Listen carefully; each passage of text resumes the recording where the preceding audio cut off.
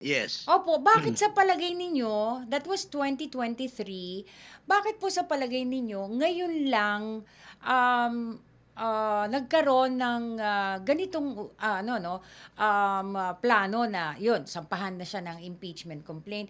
Since pala matagal na na gano'n na wala pala siyang ano talaga. Alam mo, nagpa-pile up ito, nagpa-pile up Mhm, ito. mhm. Hanggang dumating na sa point na wala na talagang tiwala sa kanya ang taong bayan. You know, the in the impeachment kasi para sa akin, proper timing. Now that the people has already rejected him, negative na siya sa trust and performance, -3 based on the SWS survey. -14 siya sa Pulse Asia. Hindi na siguro natin pwedeng palampasin pa kasi wala ng tiwala ang tao.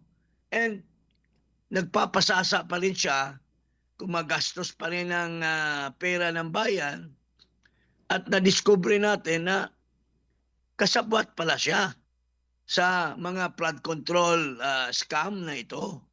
Lalo na yung naglabas si Saldico ah, ng mga Videos. ah, videos.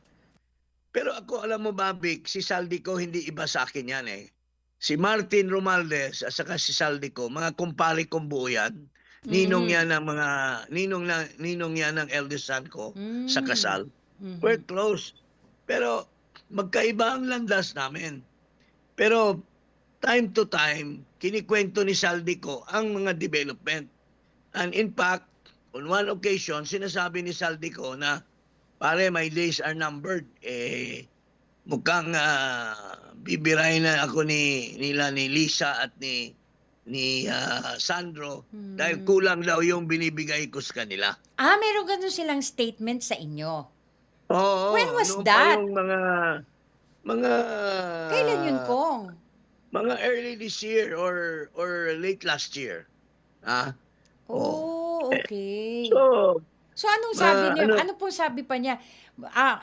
Okay, clear lang natin, Kong. Sabi po ni Zaldico sa inyo, dahil since close kayo, inaanak po yung inyong anak, ay mukhang aanuhin na siya, no?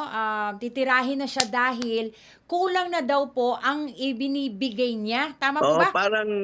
parang nagdududa yung mag-ama or mag-ina Mag-ina. na Kulang po ano, yung binibigay sa kanila. tinatago niya yung ano, siyang yumayaman at hindi nagbibigay ng tama sa kanila. Ano po yung Yeah. ibinibigay, ano po ito, yun yung kickback, sir, na sinasabi, yun Yes, po ba yes, yun? yes. Yun ho'y Yes. nanggagaling saan? Sinabi po ba niya kung saan galing? Yun po ba Sa yung sa sa mga projects. ayun.